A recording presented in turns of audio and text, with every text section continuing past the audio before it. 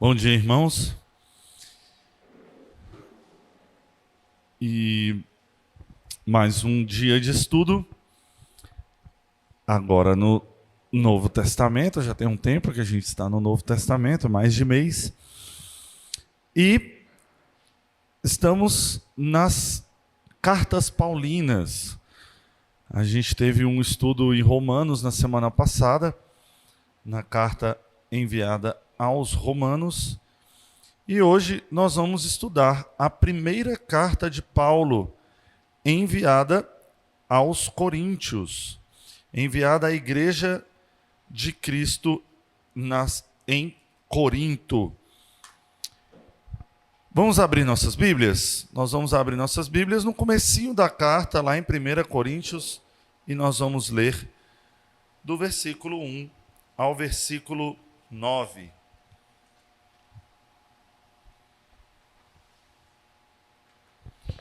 Do versículo 1 ao versículo 9, nós vamos estar lendo, vamos ler essa carta.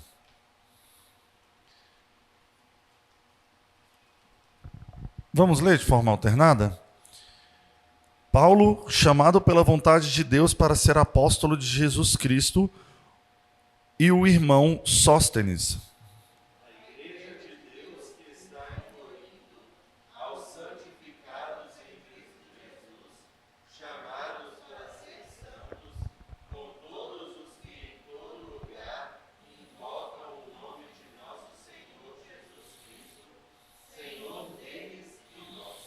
Graça a vós outros e paz, da parte de Deus nosso Pai e do Senhor Jesus Cristo.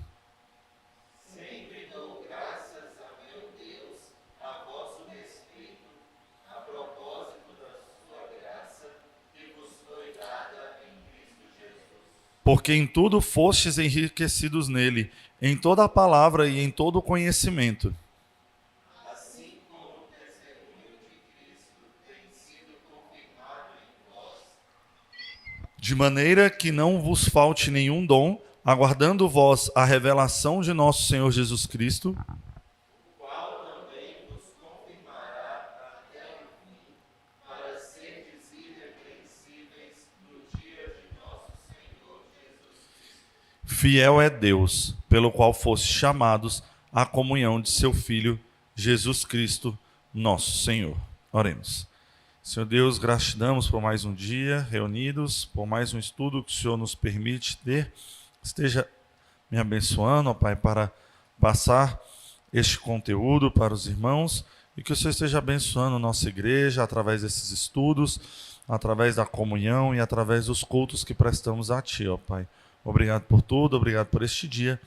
Em nome do Senhor Jesus. Amém. Bem, irmãos, temos aqui, como eu já disse, uma carta paulina. Uma carta que Paulo enviou, neste caso, à cidade de Corinto. E neste caso, nós temos também a primeira das duas cartas, né? E nós vamos estudar um pouquinho dela hoje, já tomando por base que o autor da carta é Paulo. Então não tem muito para onde correr, não tem muitas suposições. Em volta de cartas como essa que a gente encontra hoje, não tem muitos questionamentos com relação à autoria, né? É uma carta que, como a gente leu aí, o próprio Paulo escreve e fala: sou eu, Paulo, sou eu o apóstolo, que estou enviando esses escritos a vocês, irmãos de Corinto. Então, logo de cara aqui na nossa Bíblia, na nossa carta de 1 Coríntios, nós temos o próprio Paulo falando. E diferente um pouco dos livros do Velho Testamento, quando a gente pega 1ª e 2ª Reis, Samuel, Crônicas ali, que são livros que têm 2 volumes. Originalmente esses livros no Velho Testamento eles não eram 2 volumes, né? Isso foi algo que foi colocado dessa forma para que facilitasse os nossos estudos, e aí vem esses volumes. No caso aqui do Novo Testamento, a gente vai ver que esses livros separados, eles são realmente livros separados haja vista que eles foram escritos para serem separados. Eles são cartas que se tornaram livros. Então, não tem nenhum questionamento também com relação a essas divisões. Também não há diferença entre as traduções bíblicas se esses livros são um volume só ou dois. Isso não tem muito questionamento. Todas as Bíblias que a gente pegar, a gente vai ver lá 2 cartas endereçadas a Coríntios, a gente vai ver 2 cartas endereçadas a outros livros e outras igrejas e outras pessoas aqui no Novo Testamento. Então não tem muito questionamento com relação a essa forma separada que os livros são apresentados no Novo Testamento, e também são cartas escritas em ocasiões diferentes, em propósitos diferentes, apesar delas terem o mesmo autor e o mesmo destino. Por exemplo, Coríntios. Quem escreveu? Paulo, as 2. Para quem que ele mandou? Para a igreja em Corinto. Mas apesar de tudo isso, apesar de ser o mesmo destinatário, o mesmo autor, os propósitos eram diferentes, momentos diferentes, então realmente são livros totalmente diferentes. Totalmente é muito forte, porque vocês vão ver na aula que vem que tem muita coisa que é parecida, mas são livros diferentes. E vamos nos situar um pouquinho com relação a Corinto. Lucas Pinheiro, tem como desligar a luz só um pouquinho para a gente, para ver se facilita ali? Primeiro de tudo, a localização de Corinto. Bem, aqui nós temos um mapinha, e tá difícil de ver aí, mas eu vou mostrar assim só por alto. Bem aqui está a Itália. Bem aqui está a Grécia, aqui está a cidade de Corinto. Para lá um pouquinho está a Ásia, bem aqui assim, se eu não cair daqui. Né? E aqui para baixo a gente tem o Egito, tem a Líbia, tem os países aqui do Oriente Médio. Olha aonde que se encontra Corinto. Olha que localização mais privilegiada para aquela época. Acho que até hoje também é uma localização privilegiada lá para aquelas bandas.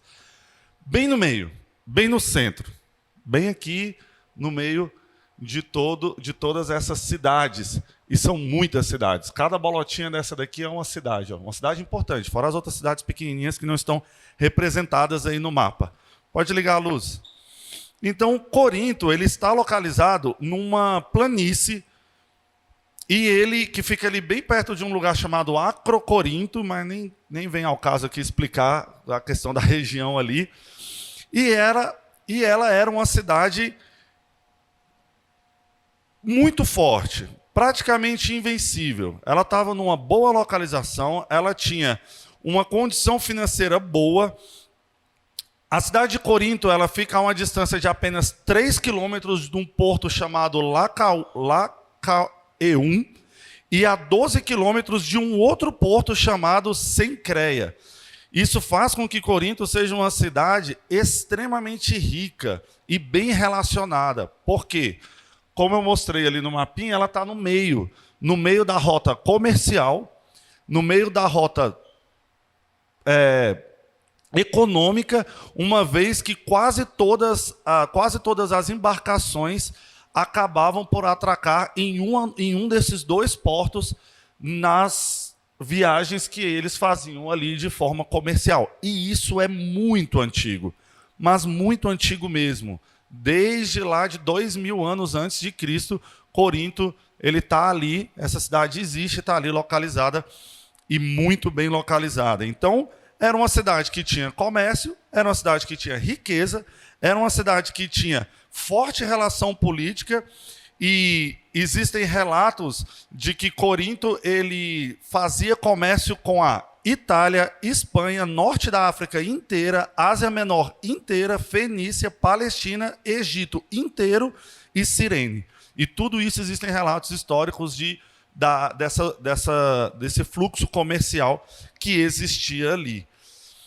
Sabe-se também que Corinto existe desde 2000 anos antes de Cristo, como eu falei, uma vez que ele é... Esse aí foi alto. Uma vez que ele é citado na Ilíada de Homero.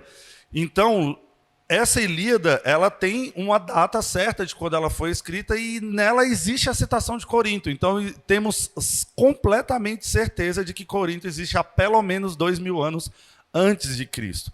E aí vem um pouquinho do que aconteceu com Corinto. Né? Corinto, ele ali mais ou menos no século 7 a.C., mais ou menos 700 anos antes de Cristo, foi a época onde os registros falam que ele teve a maior concentração de riqueza, a maior concentração de poder e o maior fluxo de pessoas e de coisas que aconteciam na região de Corinto. Lembrando que Corinto não é só uma cidadezinha isolada, como eu falei, ele junta esses dois portos que estão perto e ele junta toda uma região de uma planície que está ali um pouco acima dele. Por que isso é importante? Para a gente chegar até o que estava acontecendo em Corinto quando Paulo escreveu essas cartas. Corinto ele passou por muitas coisas. Por exemplo, teve uma guerra chamada Peloponeso. Essa guerra aconteceu mais ou menos em 431 a.C. E ela foi justamente entre Atenas e Esparta. E aí são questões que a gente escuta até na escola, né? Esse embate entre Atenas e Esparta, essa dificuldade que eles tinham. Antes dessa guerra, Corinto era relativamente rival de Atenas, porque Atenas vinha crescendo culturalmente e crescendo financeiramente também. Eles tinham um certo embate, mas quando estourou essa guerra entre Atenas e Esparta, Corinto ficou do lado de Atenas. E começaram os problemas. A guerra ela enfraqueceu tanto Atenas quanto Corinto, porque Esparta ganhou a guerra, e aí o lado que perde sempre sai mais fraco.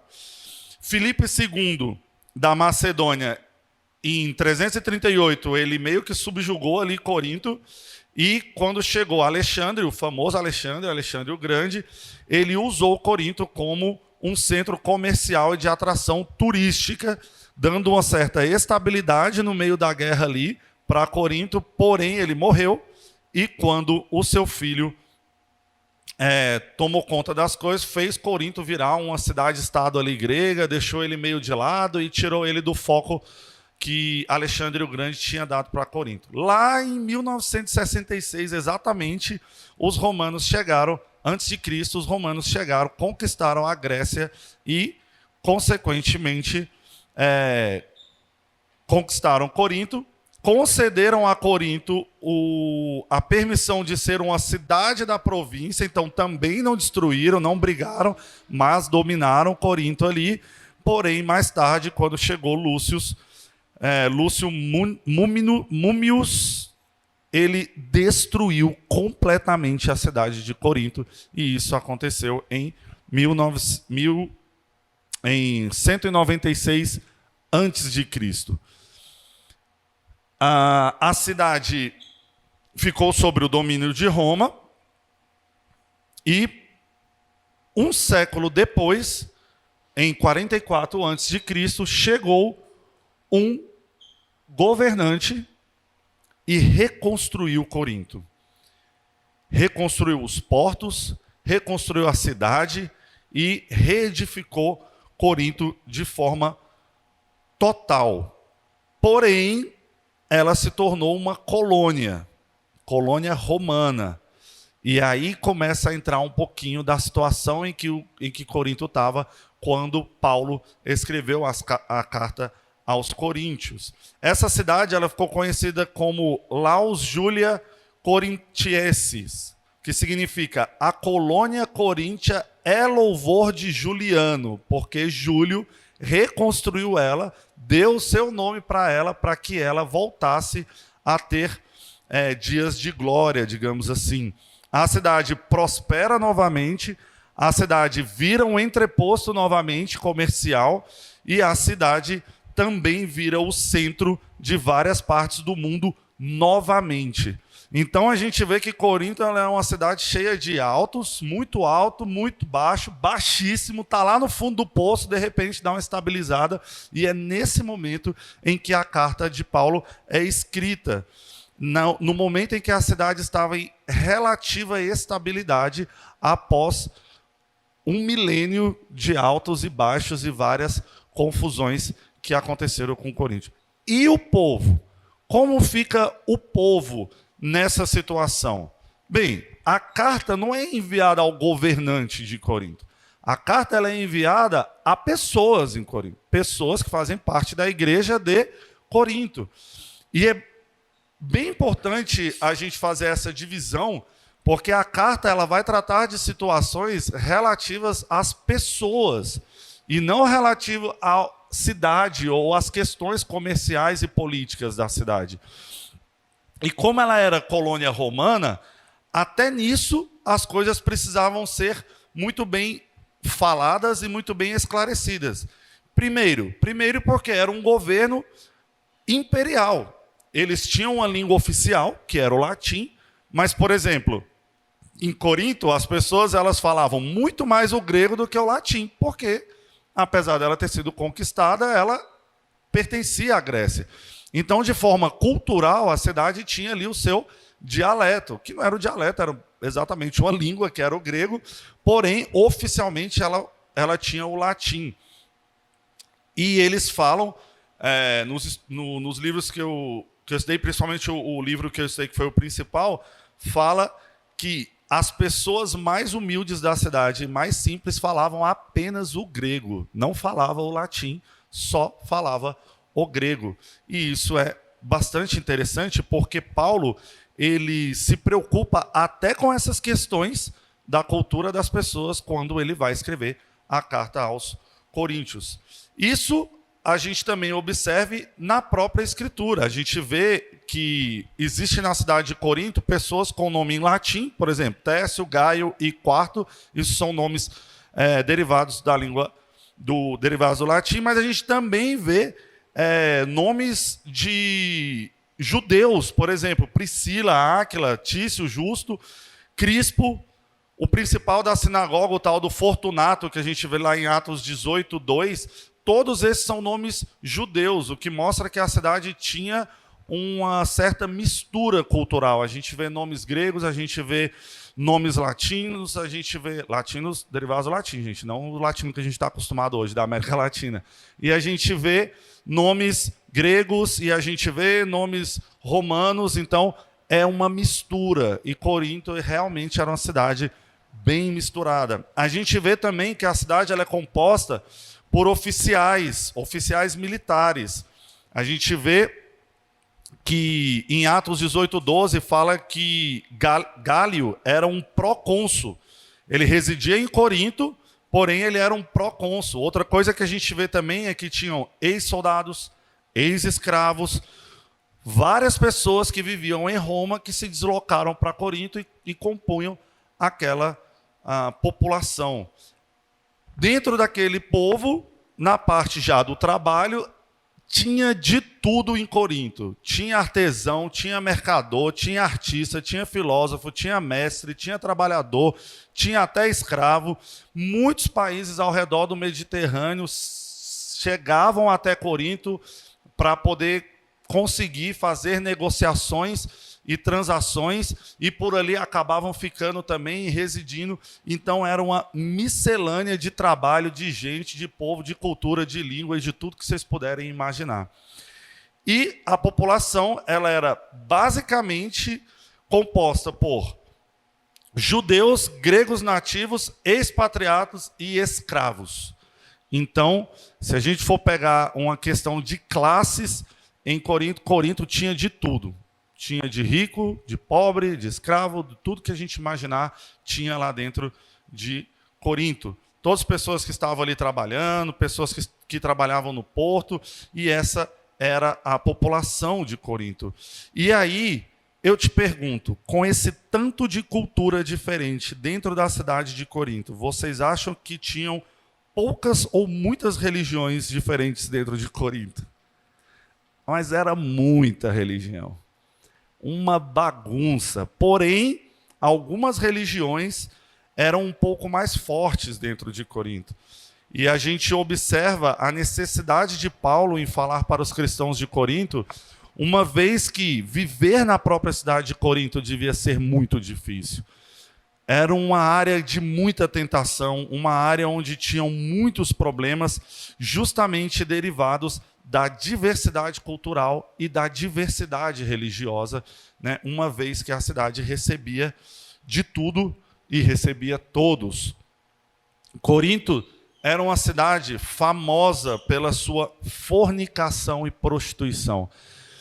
Dá para a gente equiparar mais ou menos com o Brasil. Se a gente pegar no Brasil, não sei se todos aqui conhecem essa fama, mas eu lembro que eu viajava muito com meu pai quando eu era criança, e meu pai falava assim, posto de caminhoneiro é complicado dormir, porque nesses postos onde os caminhoneiros dormiam, havia muita prostituição e venda de droga, porque por ali onde acumulavam muitas pessoas para virar à noite e tudo mais, acabava acumulando também uma quantidade de pessoas oferecendo esse tipo de, não sei nem como chamar, mas beleza, esse tipo aí de serviço.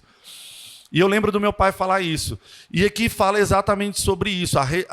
O fato de terem 2 portos tão grandes na cidade de Corinto trazia para Corinto também essa situação, onde tinha muita prostituição, onde girava muitas questões em volta da lascívia e da fornicação, e isso era um problema muito grande. E para além deste problema, a gente ainda tinha, dentro de Corinto, um templo erguido a nada mais, nada menos do que a Afrodite, que era conhecida na antiguidade como a deusa do amor. Em 146 a.C., há um registro histórico de que no templo de Afrodite tinham aproximadamente 1.000 prostitutas, que eram sacerdotisas de Afrodite. Tamanha era a complicação que girava em torno da cidade de Corinto. Existia um termo também que os gregos usavam, que era... É como se a gente falasse assim, corintize-se, que a gente teve um tempo atrás, estava até rolando no Instagram, o negócio falava assim, como é que é? Você fica de férias, aí falava, fique de férias. Então, tipo, seja a própria férias, né? Incorpore as férias. Tinha um termo que falava assim, sejam Corinto. Quando você falava assim, sejam Corinto, o que eles queriam dizer, quando os gregos falavam isso, o que queria dizer é, vivam a vida de um coríntio. E isso significava, não se importe para a sua sexualidade, não se importe para nada, vá, viva, né, faça o que você quiser, viva do jeito que você quiser, seja um coríntio. E os gregos usavam esse termo para falar uns com os outros, tamanha era a depravação da cidade, e tamanha era a fama da prostituição da cidade. Existia um termo só para poder, um termo pejorativo só para poder lidar com a situação da cidade. E essa era a situação em que Corinto se encontrava. E aí a gente vê as exortações de Paulo. Paulo, ele compreende os problemas da cidade.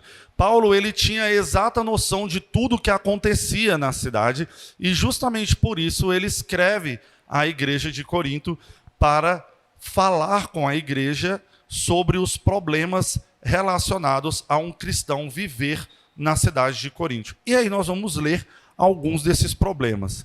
Vamos lá. Pastor, abra para a gente no capítulo 5, versículo 1. Joel, abre para a gente, por favor, no capítulo 6, versículo 9. Rafael, capítulo 15, versículo 20. E Marina, capítulo 10, versículo 8. Podem ler. 5, 1.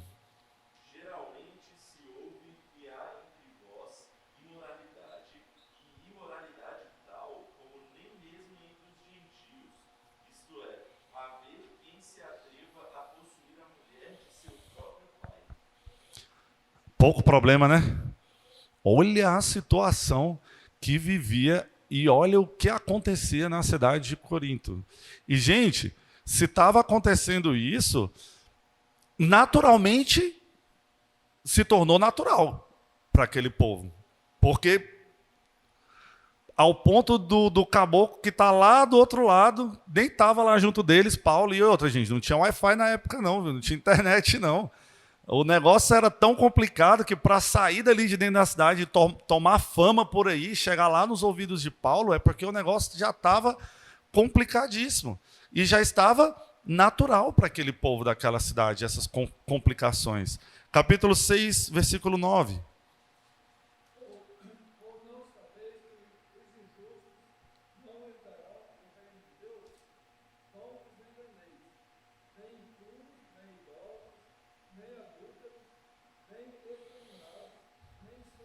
Continua, versículo 10.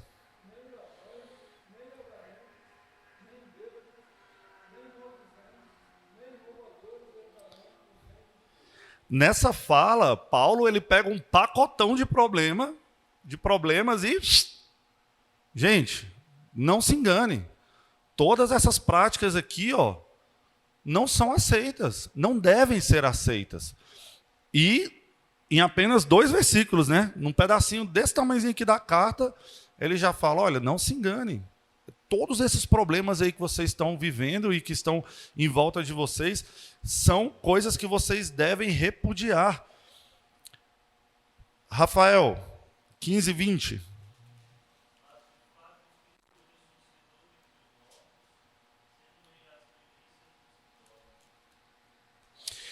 Já está um pouquinho para o fim da carta. E a gente vê já Paulo mostrando para eles, né, que o dia do Senhor ele vai chegar e que eles precisam se arrepender do que eles estavam praticando e do que a própria cidade praticava. Capítulo 10, versículo 8.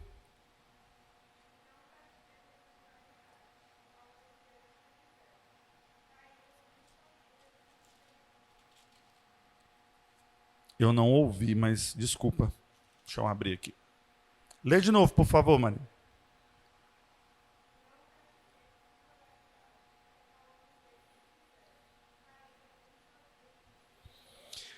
Paulo está trazendo aqui um exemplo da história de quem? De Israel. Para que o povo de Corinto se atente. Não pratiquemos imoralidade. Em um dia só, Deus derrubou 23.000. Não faça isso. Tome cuidado com as suas ações e as suas atitudes. E essa é a exortação que Paulo traz aqui. As claras exortações de Paulo para fugir da imoralidade deixam a impressão exata e correta de como era a cidade de Corinto. E de que não era raro ter esse tipo de problema lá em Corinto. Os coríntios, eles também permitiam que muitos religiosos praticassem sua fé na cidade. Como eu falei, era uma mistura ali na cidade, tinha de tudo. E além do culto de Afrodite, os coríntios também cultuavam vários outros, Apolo, Poseidon, tem uma lista aí de uma série de entidades. A gente acaba conhecendo mais as entidades, os deuses gregos. Haja visto aqui, né, ela era uma cidade da Grécia. Porém, a gente vê que tem de tudo na cidade. Tem templo para deuses egípcios, tem templo até para os judeus, eles tinham também ali uma sinagoga. E toda essa mistura e esses diversos grupos religiosos presentes em Corinto, eles tinham consigo algo bem parecido. Todos eles tinham liberdade de culto. Olha que interessante, em Corinto existia a liberdade de culto. O imperador Júlio César, ele havia dado a todas as religiões o direito de cultuarem aos seus deuses, e principalmente aos judeus. Ele permitia com que os judeus praticassem a sua religião com uma condição, de que eles não se rebelassem contra o governo romano. Essa era a condição de Júlio César com relação aos judeus. Eles tinham até a própria sinagoga, e inclusive Paulo chegou a pregar nessa sinagoga, mas rapidinho expulsaram ele, né? Rapidinho botaram ele para correr ali. E isso a gente vê lá em Atos dos Apóstolos, né? Atos 18, versículo 12 e 13. E a gente vê também que Lucas, ele narra que os líderes judeus, eles arrastaram Paulo para um tribunal, para o tribunal de Gálio. A gente vê isso em Atos também. E isso aconteceu lá em Corinto. Eles acusavam o Paulo de ensinar uma religião contrária à lei romana. Essa era a acusação que eles fizeram para com Paulo perante o procônsul. Porém, Gálio, ele, sabendo da própria lei e que em Corinto era permitido que se praticasse qualquer religião, ele não condenou e nem aceitou as acusações contra Paulo, haja vista que para eles, para os romanos, toda religião poderia ser aceita e todos os religiosos poderiam cultuar da forma que bem entendesse. A única proibição era ir contra o governo romano, e Galho não entendeu que Paulo não estava indo contra o governo romano. Ele achou que era apenas uma discussão ali entre eles mesmos, e falar, resolve isso aí entre vocês, porque não tem nenhuma lei sendo quebrada aqui por Paulo, não. E, com várias correntes religiosas existentes em Corinto, a gente vê a introdução do próprio cristianismo, que era visto na época ali como uma variante do judaísmo, porém não era ofensivo à população em geral. Os gentios em Corinto, eles mais facilmente poderiam aceitar o cristianismo do que até mesmo o judaísmo. O Paulo, ele ensinava que os gentios convertidos ao cristianismo, eles não precisavam se submeter a certos rituais judaicos, o que facilitava a questão da introdução de gentios ao cristianismo. Eles não precisavam fazer, por exemplo, a circuncisão. Então, Paulo, ele, ao pregar o cristianismo, ele acabava atraindo muitas pessoas pelo fato de que à primeira vista, era uma religião mais simples do que o judaísmo, e havia uma confusão ali entre os coríntios de o que era o cristianismo, o que era o judaísmo. Não é a mesma coisa? Por exemplo, a gente passa por isso no Brasil. Eu trabalho com uma pessoa que fui explicar para ela o porquê que os evangélicos são diferentes dos católicos. Ela achava que não, vocês são tudo cristãos, não tem divisão. Então eu acho que é mais ou menos a mesma coisa que acontecia em Coríntios. Não, vocês são tudo judeus aí, não tem divisão de cristianismo para judaísmo. Então existia essa confusão ali na cidade de Corinto. E por esse motivo, os ensinamentos de Paulo acabavam enfurecendo as pessoas na sinagoga, enfurecendo os judeus, e depois que eles perderam a causa lá no tribunal, frente a Gaio, Paulo e a igreja continuaram a pregar o evangelho, sendo um evangelho pregado sem medo e pregado de forma mais tranquila e mais clara e com bastante coragem ali frente àquela cidade com todos aqueles problemas.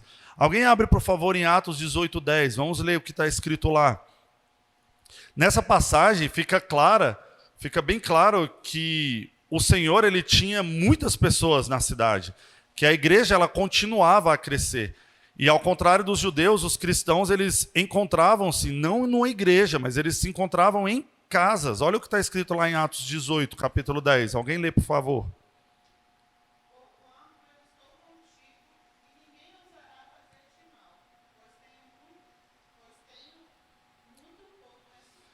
Pois tenho muito povo nessa cidade, o que significa que talvez não fosse nem só uma casa, Talvez tivessem várias casas já se reunindo, porque eles não tinham uma igreja física. A gente vê citações da casa de Tício, o justo, que morava bem do lado da sinagoga, e a gente vê essa questão de que os irmãos se encontravam em casas. E casa, gente, vamos lá, se uma casa é muito grande, ela vai reunir acho que 50 pessoas, Não sei como é que eram as casas na época, mas acredito que não era tão grande assim. Então, a igreja era um encontro em casas. A igreja não tinha nem nome, era a igreja em Corinto. Era assim que era assim que funcionava. E depois da gente se situar bastante na cidade, e na sua história, e na religião, e na cultura, nós vamos conhecer um pouquinho sobre o livro, sobre as questões relacionadas ao nosso livro. Como eu falei, ele é um livro de Paulo, uma carta, o antigo Saulo aí, uma vez que ele mesmo se identifica no versículo 1 a 3. A data provável da escrita é de 55 depois de Cristo, quando Paulo estava na cidade de Éfeso, isso ali mais ou menos na sua terceira viagem missionária. Por quê? Porque isso é relatado em Atos 19 e 20. E, como tudo que a gente falou aqui, ela é uma correspondência à igreja de Corinto. aos amados irmãos cristãos de Corinto, como o próprio Paulo fala. E tem uma importante mensagem, e a mensagem desta carta, o texto, o teor que motivou Paulo a escrever essa carta, é um texto, é uma correspondência que fala a nós até hoje. Apesar dela ter sido, né, enviada para uma cidade específica, ela contém instruções à igreja. E ela contém vários pontos que a igreja precisa tratar até hoje. Se a gente pegar aqui as divisões do livro, a gente vai ver que Paulo, ele tenta tratar com os cristãos de Corinto 8 pontos distintos. É claro que ele trata muita coisa, mas dá para a gente dividir em 8 pontos. E dá para dividir o livro também em 10 partes, sendo introdução, conclusão e os 8 pontos. E nós precisamos nos lembrar que Paulo foi um evangelista extremamente estratégico. Paulo, ele tinha uma certa estratégia ali com relação ao evangelismo.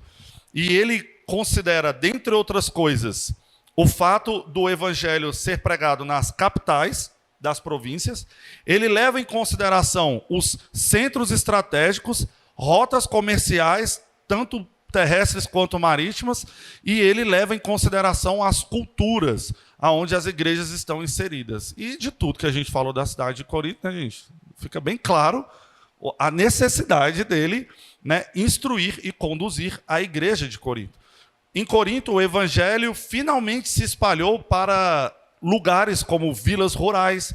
O evangelho, ele se espalhou para cidades de outras regiões, outras partes ali do mundo mediterrâneo, que é aquele mapinha que eu mostrei para vocês ali, justamente pela forma estratégica de se fazer. Se você tem uma igreja firme e forte num local onde muitas pessoas de muitos países diferentes passam por ali, a chance desse evangelho se espalhar é muito grande. E Paulo, ele faz isso de forma muito estratégica e de forma muito competente. E mais do que qualquer outra igreja, Paulo, ele também devota um certo talento, um certo tempo, uma certa dedicação à congregação de Corinto. Paulo, lá em 2 Coríntios 13:1, ele relata a visita de 3 membros da igreja de Corinto. Eu não vou entrar em Coríntios 2 não, viu, gente? Isso aí vai ficar para a aula que vem. Mas só para a gente se situar, ele recebe a visita desses 3 membros da igreja de Corinto e ele resolve, a partir daí, fazer orientações, né? Orientações sadias e trabalhar em oração, em incessantes orações pelo povo daquela cidade. E, por fim, ele resolve escrever para aquela cidade em cartas que são bem grandinhas. Se a gente pegar nas cartas paulinas ali, a gente vai ver que as cartas de Coríntios, juntas, elas acaba sendo muita coisa. Ele escreveu muita coisa para aquela cidade. Eles apresentavam também diversos problemas, várias questões práticas angustiavam aquela congregação coríntia. E como pai daquela igreja específica, Paulo, ele orienta os crentes sobre como lidar com todas essas dificuldades. As suas palavras não são limitadas, é óbvio, não são limitadas àquelas pessoas determinadas, né? Fala a nós até hoje. E Paulo deixa essas orientações específicas para a igreja universal, uma mensagem teológica que ele aplica em situações existentes em inúmeras congregações espalhadas pelo mundo. Não dá para a gente pegar a carta de Coríntios e olhar e falar, não, mas isso aqui quer dizer, ele está falando só para aquele povo lá. Não, fala a todas as congregações através do mundo. Seus ensinamentos sobre casamento, sobre divórcio, sobre separação, sobre viúvas, sobre como nós devemos servir uns aos outros, tudo isso é dirigido para os crentes em qualquer época, em qualquer século, em qualquer momento e em qualquer parte do mundo. E qual a mensagem principal desse livro? Bem, vamos abrir nossas Bíblias. 1 Coríntios 1, capítulo 11, 1 Coríntios 7, capítulo 1 e 1 Coríntios 16, capítulo 16, versículo 17. Quem achar pode ler, por favor.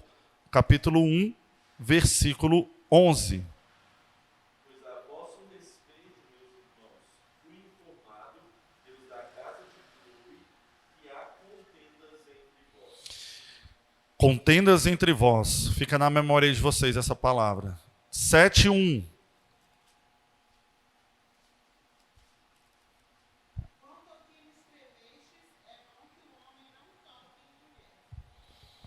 Então, uma exortação aí com relação a sexualidade, sensualidade e outras questões. 16, 17.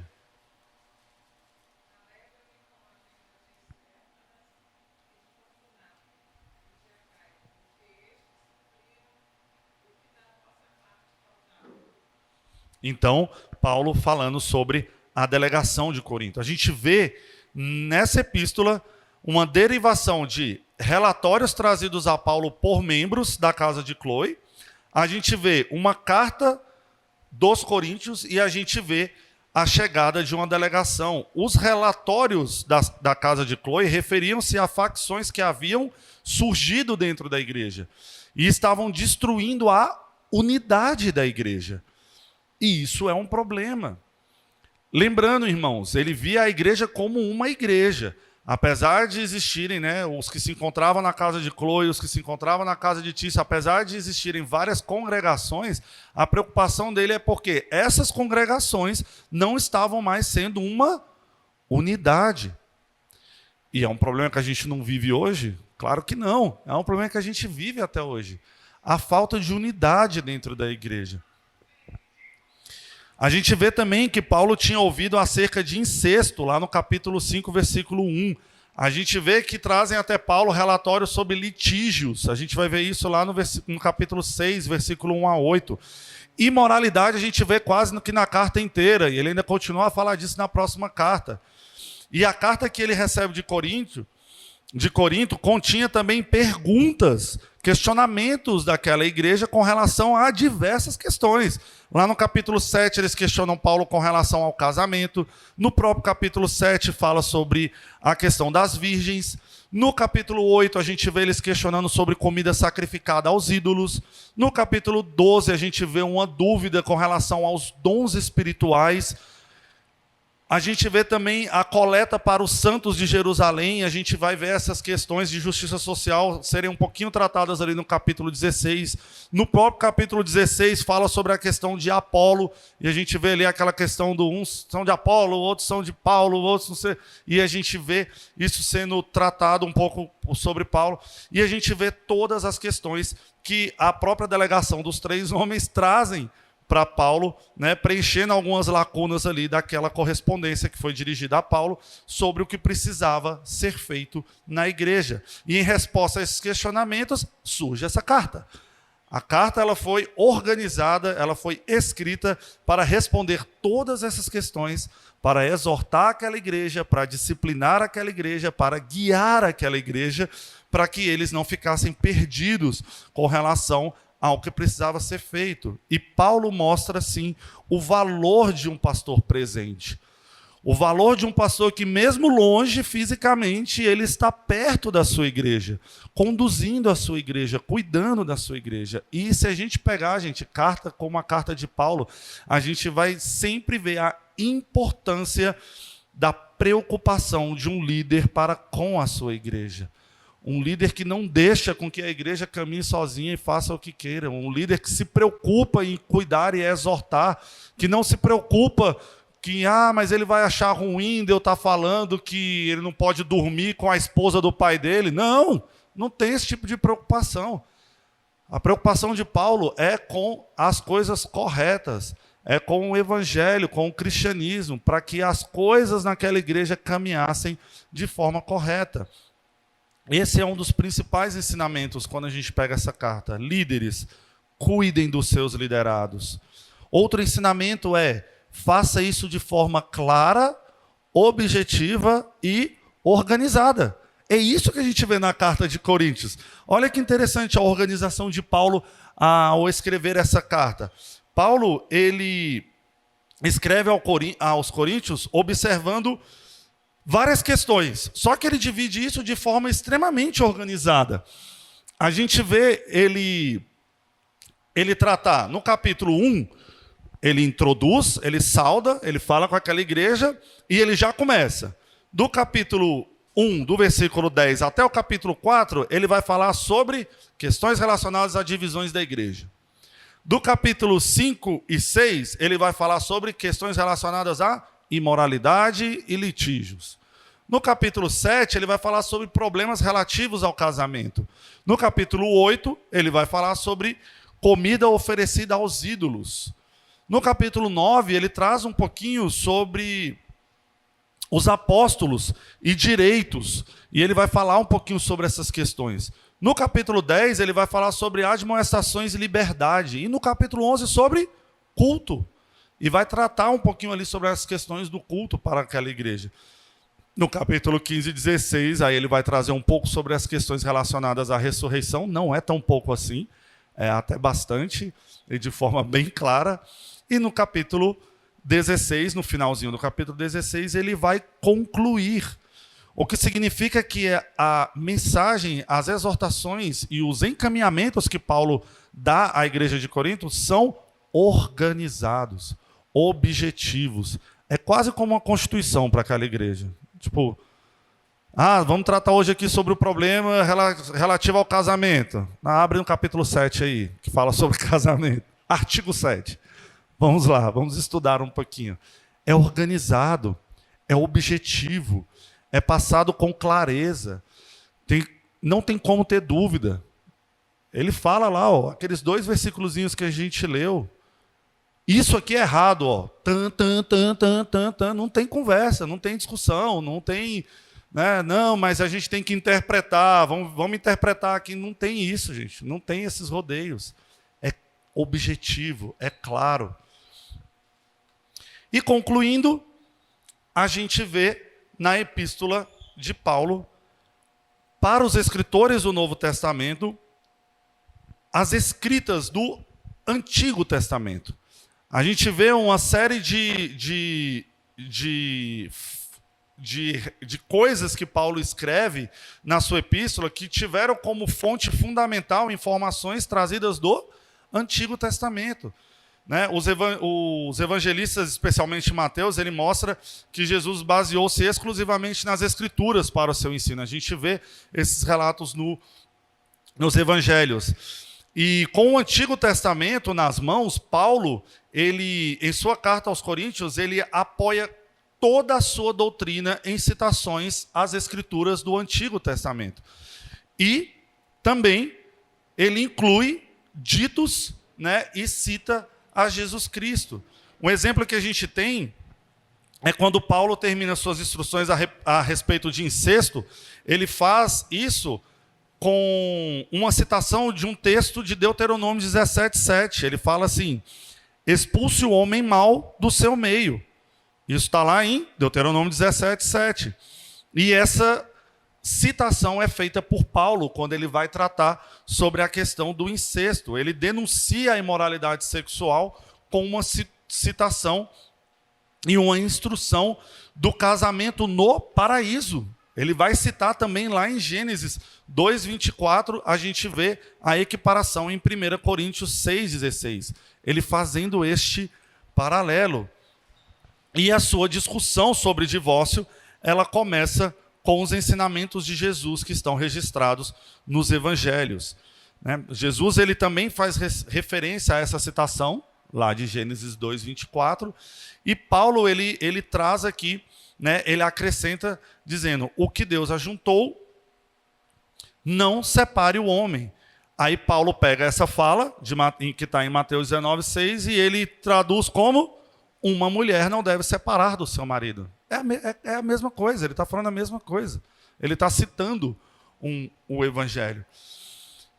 Os exemplos tirados também no capítulo 5 e 7, se a gente ler o capítulo 5 e 7 inteiro, de 5 a 7, esses 3 capítulos, a gente vai ver que Paulo ele baseia-se nas Escrituras para instruir com relação à moralidade social e sexual. E ele traz consigo as Escrituras como base teológica. Então, Paulo, ele não apenas cita o Antigo Testamento, como ele também ilustra em suas epístolas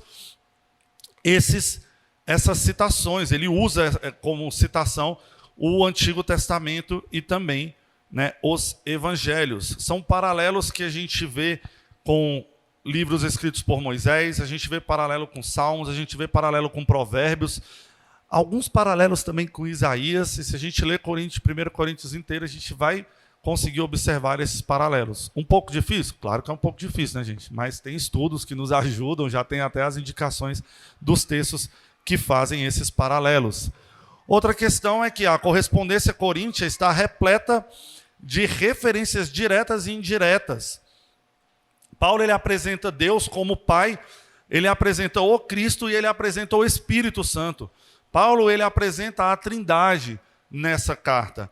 Ele discute as doutrinas do pecado, ele discute a doutrina da salvação, ele discute a doutrina da santificação do homem, ele discute a questão da soberania de Deus. É uma carta muito ampla em questão de conteúdo.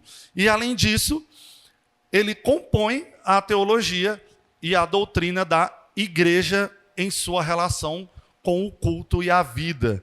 E ele também traz várias questões relacionadas à ressurreição. Temos 2 capítulos, o capítulo 15 e um pedacinho do último capítulo, só tratando sobre a questão da ressurreição. Então, irmãos, quando lemos Coríntios, nós observamos o uso repetido de algumas expressões que foram repetidas, escritas de forma repetida, porque Paulo queria trazer para a gente a noção de que o Senhor Jesus Cristo, ele é o nosso Senhor. A gente vai ver que Paulo, quando ele se refere a Jesus, ele quase sempre escreve Senhor Jesus Cristo, ou a abreviação diz que é nosso Senhor. Mas ele faz questão de falar dessa forma. Por que ele faz isso? Porque ele quer enfatizar a verdade de que Cristo Jesus é o Filho de Deus. De que Cristo Jesus é o Senhor do seu povo. E é isso que ele quer deixar claro para a cidade de Corinto. Para o apóstolo e os destinatários de sua carta, Jesus Cristo é a figura central de toda a sua carta. Os que creem são santificados em seu nome, e ele faz questão de falar isso. Os que creem invocam o seu nome. Os que creem recebem sua graça. E são eles enriquecidos em graça pelo Senhor Jesus Cristo. Jesus Cristo, ele incumbiu a Paulo de pregar o evangelho. Isso está lá no versículo 17 do capítulo 1. E ele revelou a Paulo, inclusive, como que teria que ser a Santa Ceia. A gente vê isso lá no capítulo 11. Cristo também transmitiu para Paulo um conteúdo evangelístico. E é relatado no livro as questões vinculadas à pregação do evangelho. E a carta, ela também recebe vários nomes diferentes dados à obra do evangelho. Por exemplo, no capítulo 1 fala da mensagem da cruz. É o evangelho. No capítulo 1 ainda, versículo 23, fala de pregar o Cristo crucificado. De forma bem clara. Preguem. O que vocês vão pregar? O Cristo ressuscitado. Também fala sobre o testemunho sobre Deus, no capítulo 2. Fala também sobre a proclamação da ressurreição de Cristo e a suprema importância da obra da ressurreição de Cristo. Isso a gente vai ver lá no final do capítulo, capítulo 15. E a gente vê também os cristãos celebrando a Santa Ceia. Então, Jesus Cristo, como o verdadeiro Cordeiro Pascal, trazido aqui por Paulo na sua epístola, com o seu sacrifício, o sacrifício que ele fez pelo seu povo, um sacrifício definitivo. Cristo, ele liberta o seu povo do pecado e da culpa. Cristo salva o seu povo de sofrer a morte eterna. E tudo isso é relatado na epístola de Coríntios. O preço pago por Jesus para redimir o seu povo foi o seu sacrifício na cruz. Paulo, ele escreve por 2 vezes: vocês foram comprados por um preço, deixando claro e clara a obra de Cristo na cruz, a obra de salvar o seu povo. Isso está no capítulo 6 e no capítulo 7. E ele constantemente deixa um lembrete aos coríntios de que a redenção deles se realizou por meio da morte de Jesus. Ele escreve várias partes da sua epístola mencionando também a questão da obra expiatória de Cristo, e tudo isso tem a ver com a parte em que ele fala sobre a ressurreição. Ele fala sobre a questão da morte na cruz. E em nome do Senhor Jesus e no Espírito Santo de Deus, ele fala aos coríntios que eles foram lavados, santificados e justificados. É uma mensagem completa, é uma mensagem perfeita do Evangelho. E além disso, ele fala também que Cristo está sempre próximo do seu povo, como ele explica lá no capítulo 10. Como esteve com o seu povo no deserto, assim Cristo está com sua igreja hoje e estará até o fim dos tempos. O Filho enviado para fazer a vontade de Deus, o Pai, por meio do Senhor Jesus Cristo, todas as coisas vieram a existir. E é isso que Paulo repete quando ele está ali falando da obra da ressurreição.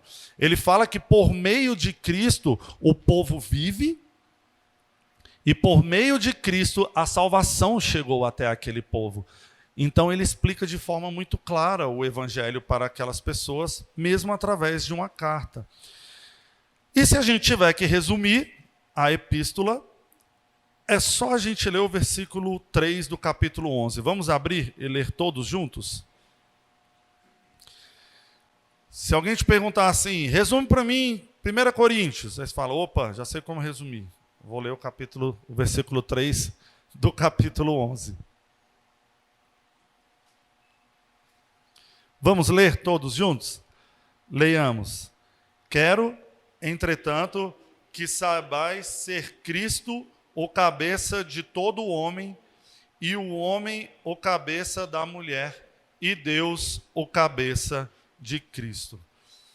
Então, o resumo, irmãos, de Coríntios, é que nós devemos seguir a Cristo, porque Ele é o cabeça de todos nós, assim como Deus é o cabeça de Cristo. Então, a carta de Coríntios, ela é extremamente fácil da gente ler e entender exatamente o que o autor quer passar, exatamente o que ele quer que a igreja faça e exatamente o que ele quer que a igreja não faça. É uma carta relativamente simples, mas extremamente complexa quando a gente vai estudar e aprofundar os conteúdos de forma pontual.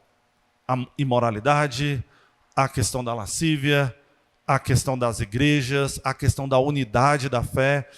E a gente precisa se atentar bastante aos ensinamentos de Paulo, porque os ensinamentos dele falam a nós até hoje, haja vista que é a palavra de Deus que está em nossas mãos através dessa carta escrita aos Coríntios. Vamos orar? Senhor Deus, graças te damos pelo teu amor, pela tua graça.